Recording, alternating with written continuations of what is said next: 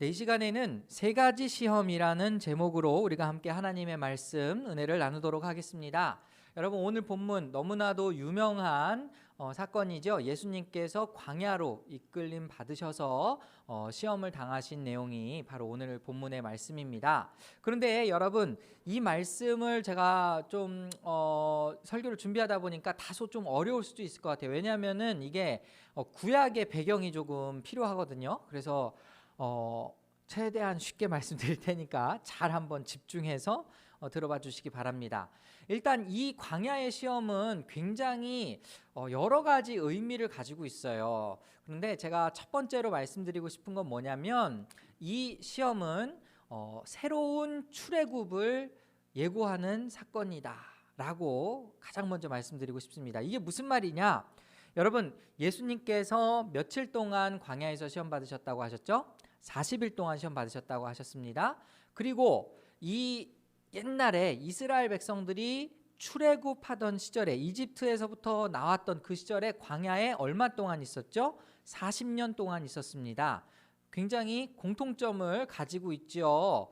뿐만 아니라 예수님께서 지금 세 가지 시험을 당하셨잖아요. 그 시험의 내용을 보면요, 이스라엘 백성들이 광야에서 받았던 시험과 굉장히 비슷하다, 이렇게 생각을 하실 수 있습니다.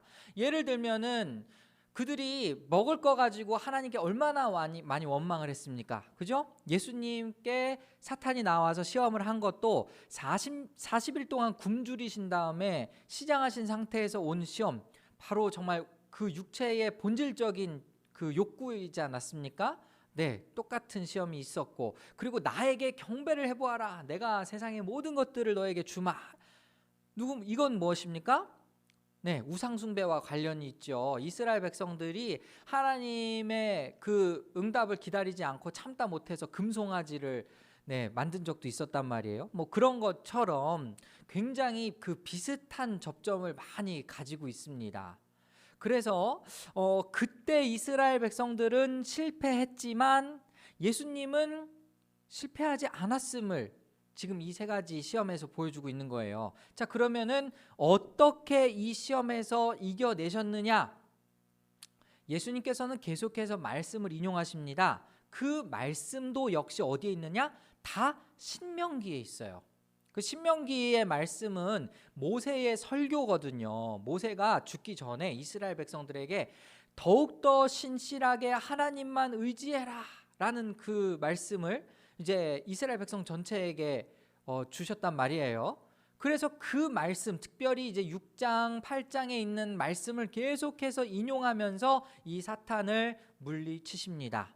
이런 것들을 우리가 공통점들을 찾아본다면 전혀 무관하지 않다라는 것을 여러분 잘 알 수 있겠죠? 상징하는 메시지를 우리가 발견을 해야 되는데, 하나님께서 이 이집트의 종의 신분이었던 이스라엘 백성들을 이끌어내셔서 자유민이 되게 하셨듯이 예수님도 무엇을 위해 오셨습니까? 죄의 종이었던 우리를 자유롭게 하기 위해서 이 땅에 오신 것이죠. 그래서 이 세 가지 시험 사건은 우리로 하여금 정말 최후 승리자 되신 예수님께서 마침내 자유롭게 하신다라는 승리의 메시지도 담겨 있다, 이렇게 생각을 해볼 수가 있겠습니다. 자, 그럼 이제 한번 구체적으로 이 본문의 말씀을 들어가 볼게요. 1절 말씀부터 보시면 예수께서 성령으로 가득하여 요단강에서 돌아오셨다라고 시작하고 있어요. 자, 일단 1절에는 성령이라는 단어가 2번이 등장합니다. 이것은 성령을 굉장히 강조를 하고 있는 거예요. 우리가 읽지는 않겠지만은 지금 이 누가복음의 3장에 보면 어떤 사건이 있냐면 예수님께서 먼저 이 세례 요한에게 세례를 받으신 사건이 먼저 등장합니다. 그때 하늘이 열리고 무슨 소리가 들렸죠? 이는 내 사랑하는 아들이요 내 기뻐하는 자다, 이런 소리가 들렸단 말이에요.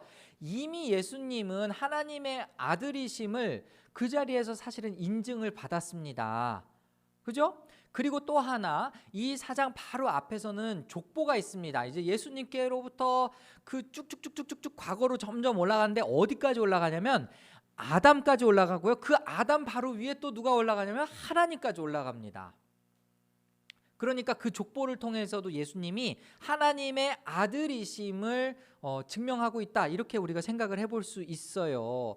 그런데 이 사탄이 어떻게 시험을 하죠? 네가 하나님의 아들이거든, 이렇게 나오지 않습니까? 네, 근데 또 다른 해석을 보면은 넌 하나님의 아들이지 않냐?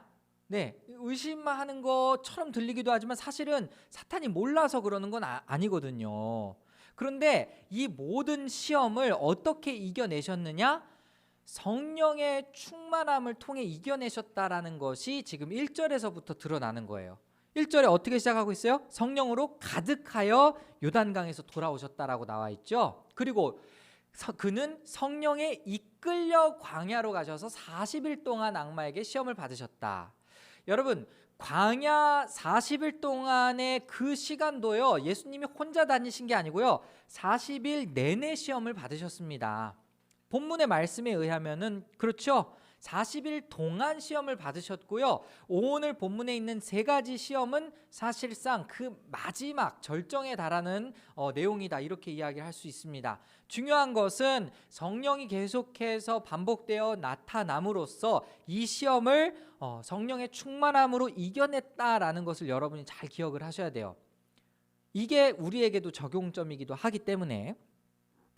그리고 계속해서 이제 보시면은 첫 번째 한번 시험을 보실까요? 3절. 악마가 예수께 말하였다. 네가 하나님의 아들이거든 이 돌더러 빵이 되라고 말해 보아라. 자, 이거 예수님, 세상을 창조하신 예수님께 가능한 일이겠습니까? 불가능한 일이겠습니까? 네, 뭐 정말 너무나 쉬운 일이었을 거예요. 그리고 지금 이 사단이 왜 이 첫 번째 시험으로 돌들을 빵이 되게 하라고 했을까? 바로 앞에 예수님께서 40일 동안 굶주리셔서 시장하셨다라는 이야기가 나오죠. 완전한 인간의 몸으로 오신 예수님은 우리랑 똑같이 배고픔을 느끼셨습니다. 40일 동안 굶으셨는데 그럼 얼마나 배고프셨겠어요? 그 인간적인 기본의 욕구를 사단이 파고 드는 거죠. 마찬가지입니다. 우리에게도 어떤 시험이 올까요? 너 지금 배고프잖아. 너 지금 힘들잖아. 지금 네 상황, 네 욕구 당연한 거잖아. 네가 한번 스스로 채워봐. 너 그거 할 수 있잖아. 이런 식으로 유혹을 하는 거예요. 우리에게 적용을 하자면. 그럼 예수님은 어떻게 받아치셨을까요? 그 다음 구절 한번 보실까요? 예수께서 악마에게 대답하셨다.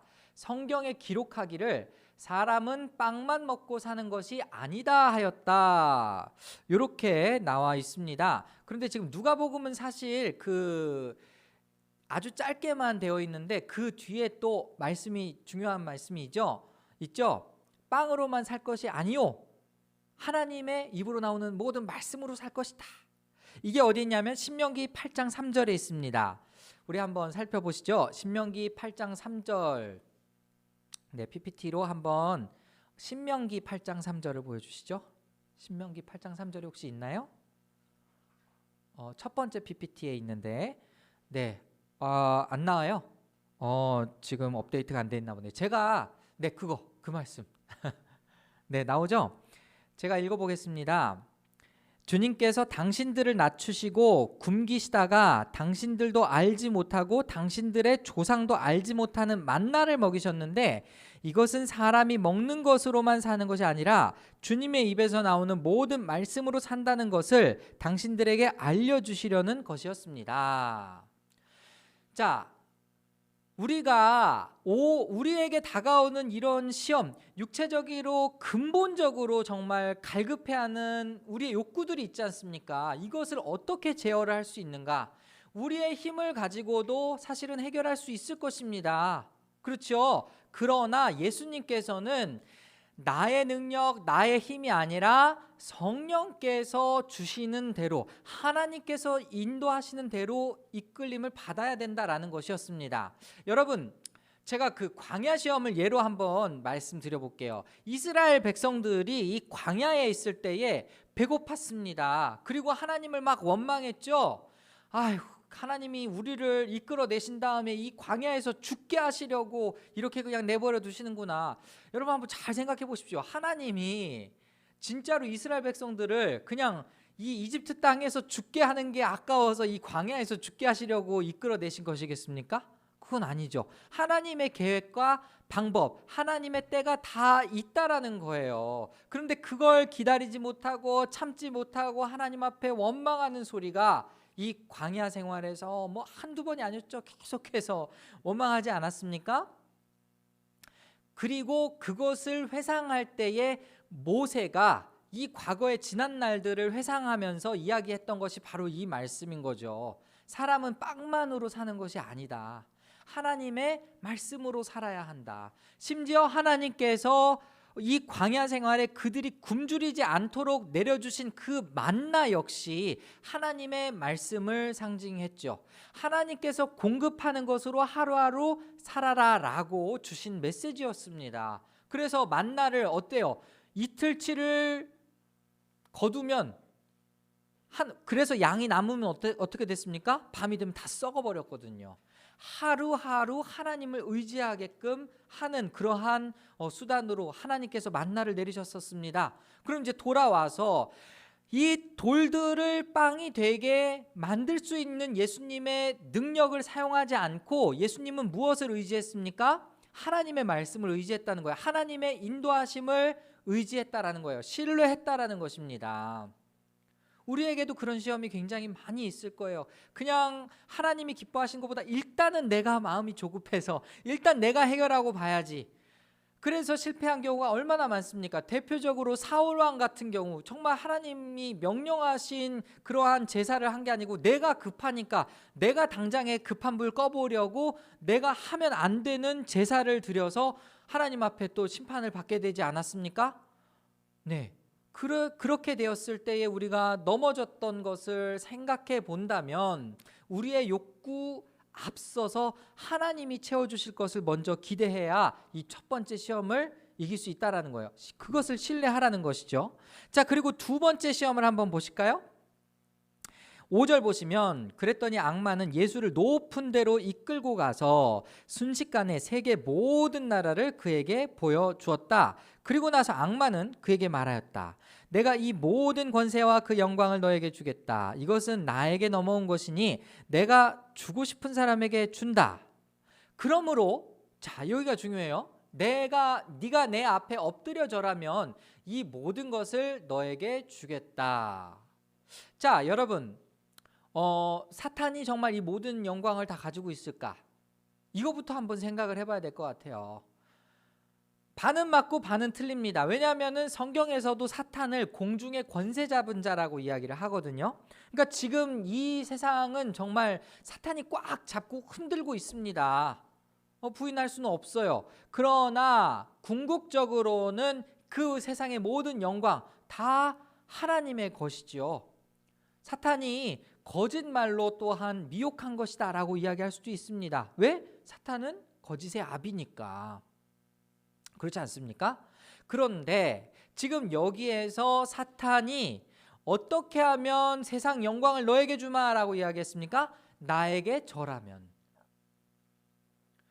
그럼 이거는 오늘날 우리에게 어떤 방식으로 시험이 다가올까요? 여러분, 사탄에게 절하는 사람 있습니까? 없습니까?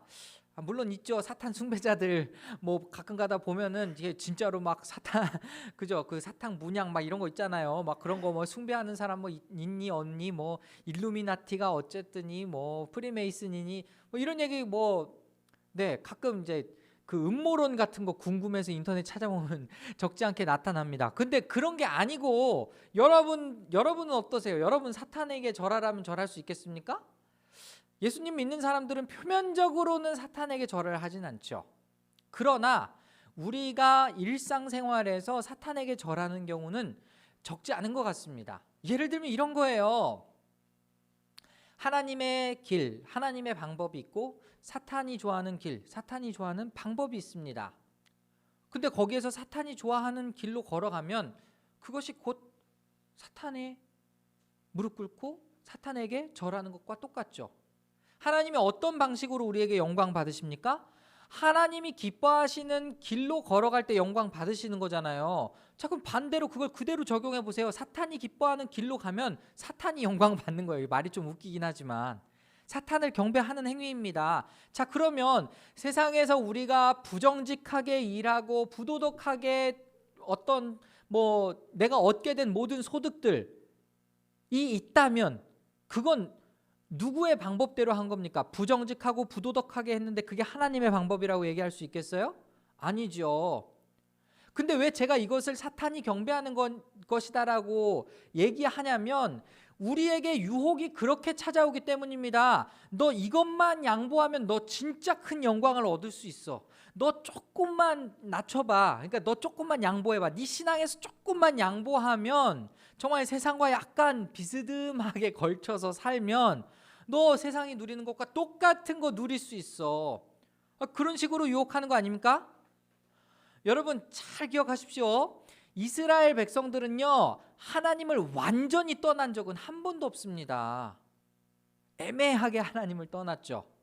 하나님을 섬긴다고 말을 하면서 이방신도 같이 섬기거나 이방신을 섬기는 방법대로 하나님을 섬기거나 그래놓고 내가 하나님께 영광 돌린다고 얘기하고 그게 오늘날 우리가 사는 방법을 사탄이 기뻐하는 방법대로 취하는 것과 다를 게 무엇이 있겠습니까? 그죠? 그럼 그 유혹을 또 예수님이 어떻게 이겨내셨을까? 자, 보시면 8절 한번 읽어보겠습니다. 자, 8절 다 같이 한번 읽어볼까요? 시작. 예수께서 악마에게 대답하셨다. 성경에 기록하기를 주 너의 하나님께 경배하고 그분만을 섬겨라.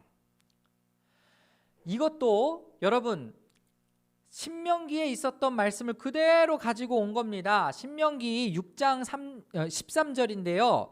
제가 읽어드릴게요. 당신들은 당신들의 하나님을 경외하며 그를 섬기며 그의 이름으로 맹세만 하십시오 라는 말씀이 있습니다. 마찬가지죠. 지금 이 출애굽 당시에 이스라엘 백성들이 막 실패하고 넘어졌던 이유 중 하나는요. 물론 첫 번째 그 유혹과도 관련이 있지만 그들이 또 심각하게 하나님이 그 십계명 돌판을 부서뜨릴 정도로 화가 나게 했던 그 모세로 하여금 십계명 돌판이 부서질 정도로 화가 나게 했던 그 사건이 뭐였습니까? 금송아지를 섬긴 사건 아니었습니까? 나의 영광을 그러니까 하나님께서 정말 나에게 친히 영광을 베풀어 주시고 나를 높이실 것을 신뢰하지 않고 그 다른 외의 것에서 영광을 추구했을 때 이런 것이 발생한다라는 것이죠.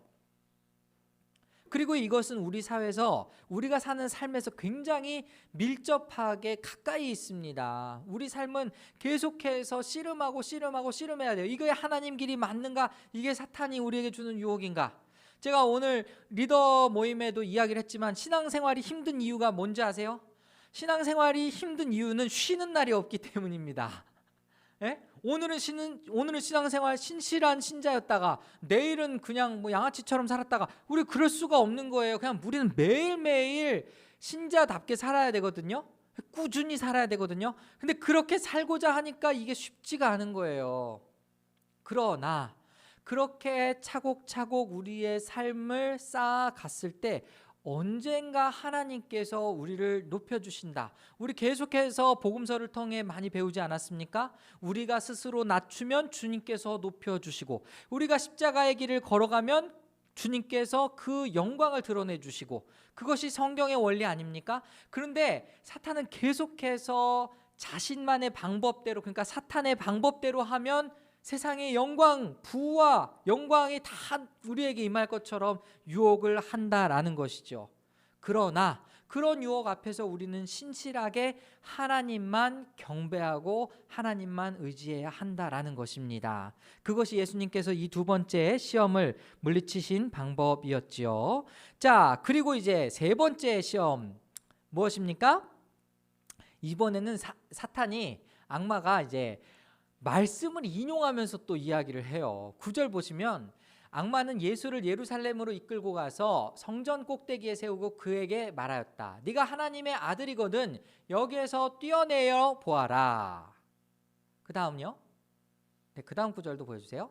성경에 기록하기를 하나님이 너를 위하여 자기 천사들에게 명해서 너를 지키게 하실 것이다 하였고, 또한 그들이 손으로 너를 떠받쳐서 너의 발이 돌에 부딪히지 않게 할 것이다 하였다. 자, 여기까지 한번 보겠습니다. 여러분, 일단 이게 정말 어려운 시험 중에 하나일 수 있어요. 왜냐하면은 말씀을 가지고 지금 사탄이 공격을 하거든요.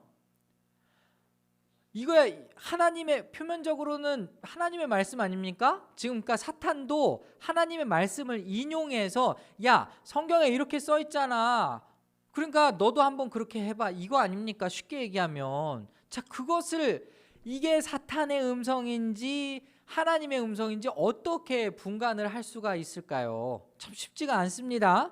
이 시편을 먼저 찾아볼게요. 시편 91편 11절과 12절에 나와 있는 말씀을 사탄이 인용한 건데요. 여기서도 비슷하게 나와 있죠.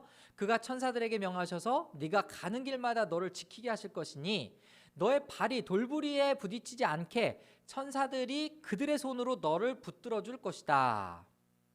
분명히 이 말씀이 있습니다. 그런데 이 말씀이 뭐가 잘못됐습니까? 잘못된 게 없다면 말씀대로 행하면 되는 거 아닙니까? 지금 그게 지금 사탄의 논리잖아요. 그럼 여기에서 예수님이 어떻게 받아치셨을까?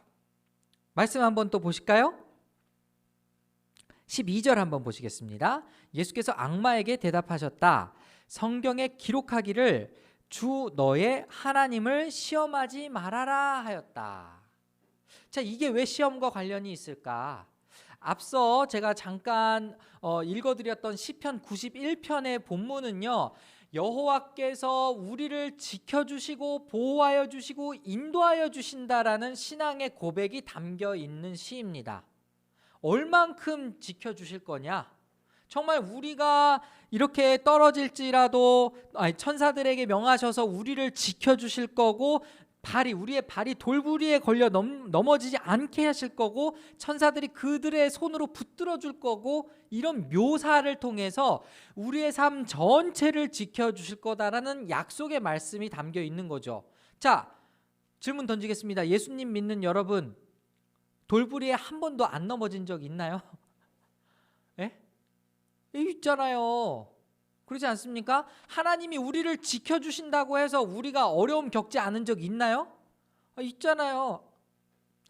어려움을 겪은 적 있잖아요. 그죠? 그리고 여러분, 참 이런 비유를 들기가 참 죄송하지만 심지어 지금 강릉에 계신 분들도 하나님을 믿는 사람들은 많이 있을 거예요. 그 주민 중에. 그럼 하나님이 안 지켜주신 것일까? 말씀 그대로 우리가 적용을 하자면은 하나님, 나 돌부리에 걸려 넘어지지 않게 해주신다면서요. 나의 피할 바위가 되셔서 나를 지켜주신다면서요. 왜 그때 나를 안 지켜주신 거예요? 이렇게 반문을 할 수 있을지도 모르겠습니다. 그것이 근데 바로 사탄의 유혹이라는 거죠.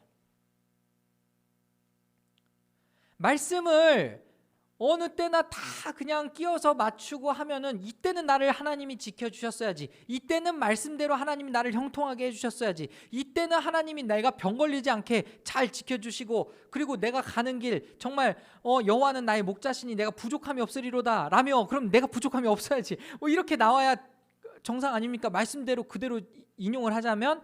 그러나 이것은 다시 말씀드리지만 시편 91편 전체는 하나님의 성품이 어떠하다라는 걸 알려주시는 겁니다. 그 하나님이 우리를 끝까지 책임져 주시고 이끌어 주신다라는 것입니다. 그 하나님을 굳이 시험하지 말라라는 게 예수님의 대답인 것이죠. 예수님의 대답 또 무엇입니까?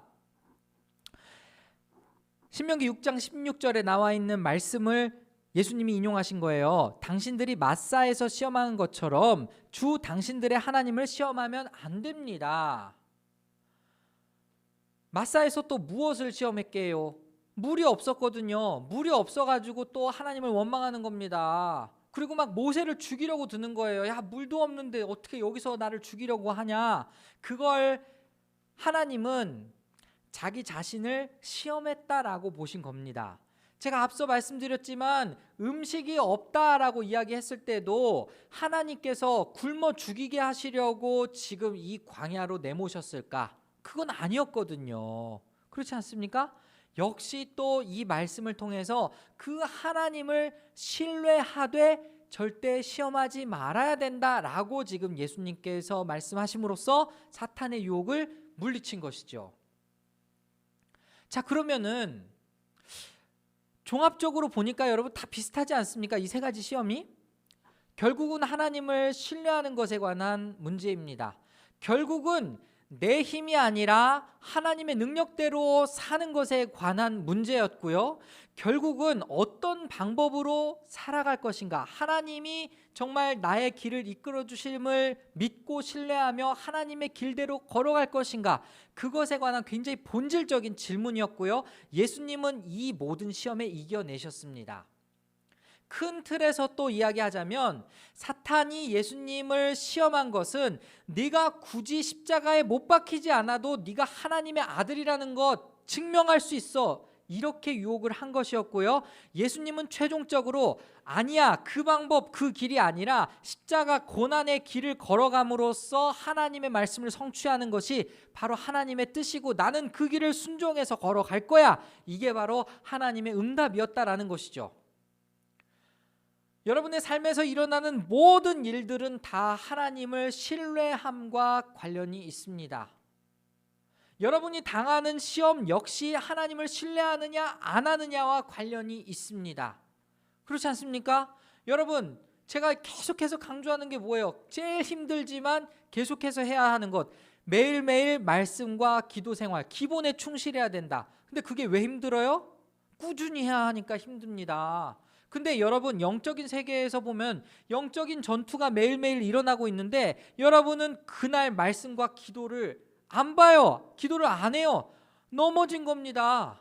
하나님의 뜻대로 살아야겠노라 이렇게 말은 해놓고 오늘 하나님의 뜻이 뭔지도 물어보지도 않고 그냥 내가 막 전진하는 거예요. 근데 불신에 있습니다. 또 그 이면에 내가 하나님의 말씀을 묵상하지 않고 기도하지 않는 것은 하나님의 뜻을 신뢰하지 않는 불신이 그 이면에 자리 잡고 있기 때문이에요. 왠지 알아요? 급한 일 먼저 하니까, 중요한 일 먼저 하니까 하나님의 말씀, 하나님께 기도함이 계속 우선순위에서 밀릴 수밖에 없는 것이죠. 그게 뭡니까? 내가 내 뜻대로 살려고 하는 거죠. 내가 열심히 아둥바둥 살아내려고 보니까 다 살아놓고 보니까 이제 피곤해 죽겠어. 이제 자꾸 목사님이 자꾸 막 나한테 그냥 계속해서 막 기도하라고 하니까 마지못해서 기도는 해야겠는데 기도하려고 보니까 내가 너무 졸려온 시간이야, 자기 직전에.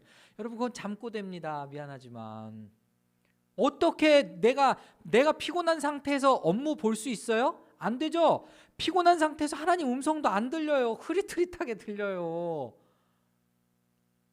이미 내 삶의 방식이 내 뜻대로 움직이고 있다라는 증거가 말씀과 기도가 이미 다 뒤로 밀려난 상태입니다.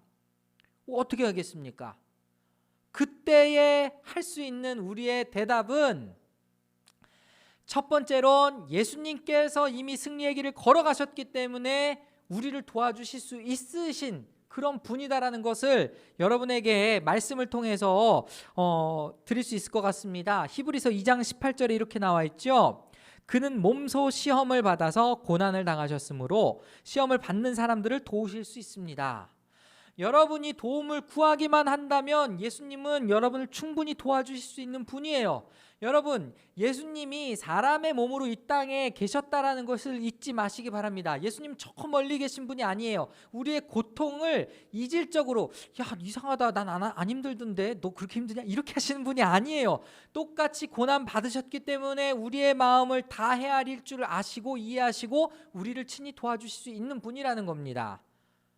그보다 더 중요한 거, 여러분, 제가 이 말씀 처음에 시작할 때 무엇이 강조되었다고 했죠? 성령이 가득하여 성령의 충만함으로 시험을 받으셨다고 했어요. 성령의 이끌림을 받아서 시험을 받으셨다고 했어요. 여러분도 성령의 이끌림대로 살면 그 시험에서 이길 수 있습니다. 여러분도 성령으로 충만해진다면 시험에서 이길 수 있다라는 것이죠. 여러분, 잘 한번 생각해 보십시오. 우리가 성령으로 충만한 상태와 그렇지 않은 상태는 어떤 차이가 있을까? 성령으로 충만하다라는 것은요, 성령이 기뻐하시는 생각을 하고 성령이 기뻐하시는 대로 움직이려고 노력하고 그 모든 것들을 이야기하는 겁니다. 그런데 내 마음속에 성령이 가득하면 그 길로 쉽게 걸어가죠. 성령이 바닥나면 그땐 내가 하고 싶은 대로 가는 거죠. 그렇지 않습니까? 삶의 원리가 다 그래요. 영적인 원리가 다 그렇습니다. 그렇기 때문에 여러분은 시험을 이기기 위해서, 이 땅에서 정말 하나님이 기뻐하신 길로 걸어가기 위해서 계속해서 성령의 충만을 간구하며 나아가야 되는 거예요. 마지막으로 제가 한 구절만 읽어보겠습니다. 갈라디아서 5장 16절에도 이 말씀이 있죠. 내가 또 말합니다. 여러분은 성령께서 인도하여 주신 대로 살아가십시오. 그러면 육체의 욕망을 채우려 하지 않을 것입니다. 나 오늘 죄 짓지 말아야지. 오늘은 절대로 내가 뭐 게임을 하지 말아야지. 네, 여러분 오늘은 내가 진짜 다이어트 성공할 거다. 뭐 이렇게 여러 가지 그냥 여러분의 삶 속에서도 결단들이 있잖아요. 근데 먹지 말아야지 생각하면 음식밖에 더 생각이 나겠습니까? 다른 무엇으로 내 마음, 내 생각을 채워야 그 길로 가지 않겠어요? 죄 짓지 말아야지 그 죄밖에 생각이 안 납니다. 성령으로 채워야 자연스럽게 내 안에 죄악된 모습이 사라지는 거예요. 그래서 이 말씀 뒤에는 육체의 소욕과 성령의 열매가 대조되어서 나타나는 것이죠. 오늘 참 여러 가지 말씀을 드렸는데 제가 말씀을 정리하겠습니다. 예수님께서 당하신 그 고난의 길, 세 가지 시험은 먼저 우리에게 승리하신 방법을 보여주신 길이다라고 이야기할 수 있습니다. 여러분도 이 세 가지 시험 안에 다 들어가요. 여러분이 당하는 시험 다 본질적으로는 똑같습니다. 그것은 하나님을 신뢰하는가, 하나님의 말씀에 의지하여 내가 성령의 충만함으로 살아내고 있는가, 그것이 바로 우리 그리스도인들의 매일매일의 시험인 것이죠. 이 시험에서 이기기 바랍니다. 특별히 사순절이에요. 우리가 사순절 예수님의 그 십자가의 길을 깊이 묵상하는 가운데에 조금이라도 더 성령으로 충만한 우리의 모습이 되었으면 좋겠습니다. 이 기간 동안 하나님께서 내려주시는 그 은혜를 사모하면서 여러분 기본기에 충실하십시오. 말씀과 기도에 충실하고 성령께서 이끌어 주시는 대로 그 삶을 내어 맡길 때 우리의 삶이 어떻게 변하게 될까, 그것을 기대하며 사시기 바랍니다. 이 말씀 기억하면서 정말 믿음의 길, 승리하는 길로 나아갈 수 있기를 간절히 소원합니다.